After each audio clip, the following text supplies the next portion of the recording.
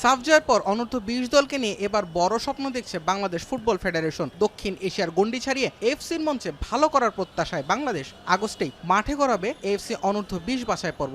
সেটা সামনে রেখে বড় প্রস্তুতির কথা জানালেন বাফুফের ডেভেলপমেন্ট কমিটির প্রধান নাসির শাহরিয়ার জাহেদী। আন্ডার-20 টিমকে আমরা মিনিমাম 6 সপ্তাহের একটা ক্যাম্প করার পরিকল্পনা করছি।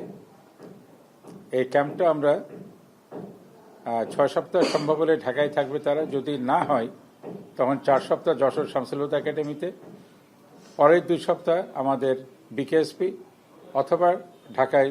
মার্ক কক্স চলে যাওয়ার পর থেকে বয়সভিত্তিক দলে বিদেশি কোচের পদ খালি। বাফুফের ডেভেলপমেন্ট কমিটির ভাষ্য, দেশি কোচের পাশাপাশি খুব দ্রুতই বিদেশি কোচ আনা হবে। সেই সঙ্গে বাংলাদেশি বংশোদ্ভূত প্রবাসী ফুটবলারদের জন্য সবুজ সংকেত দিয়ে রাখছে ফেডারেশন। আমরা দেখছি যে আমাদের বাংলাদেশি যারা কোচিং ফ্যাকাল্টি আছেন তারা ভালো, অবশ্যই ভালো, তাদের ডেডিকেশন আছে, দেশের প্রতি মমত্ববোধ আছে, ফুটবলের প্রতি দরদ আছে। কিন্তু ফুটবল দিনকে দিন সারা বিশ্বে অনেক টেকনিক্যালিটি চলে আসছে।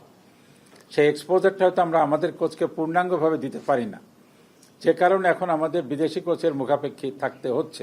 অন্তরে বাংলাদেশকে ধারণ করে যারা এখানে এসে আমাদের বাংলাদেশে যারা বসবাস করছেন সেই ছেলেদের সাথে বা মেয়েদের সাথে খেলতে চাই, আমরা তাদেরকে স্বাগত জানাই। আগস্টের এশিয়া কাপ বাছাই পর্বের আয়োজক হতেও আগ্রহ দেখিয়েছে বাংলাদেশ। তবে দেশের ফুটবলের প্রাণকেন্দ্র জাতীয় স্টেডিয়ামে চলছে মাটি সংস্কার। ডেভেলপমেন্ট কমিটির প্রত্যাশা, দ্রুতই খেলা উপযোগী হবে জাতীয় স্টেডিয়াম। 10 অগস্টের ভিতরে কাজ সম্পন্ন হবে বলে আমরা আশা করছি।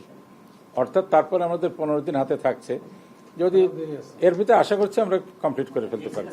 সবকিছু ঠিক থাকলে ঘরের মাঠেই এশিয়ান ফুটবলের বাছাই পর্বের জন্য লড়বেন মিঠু, রোনান, ডেকলানরা। জুবায়ের আহমেদ, এখন, ঢাকা।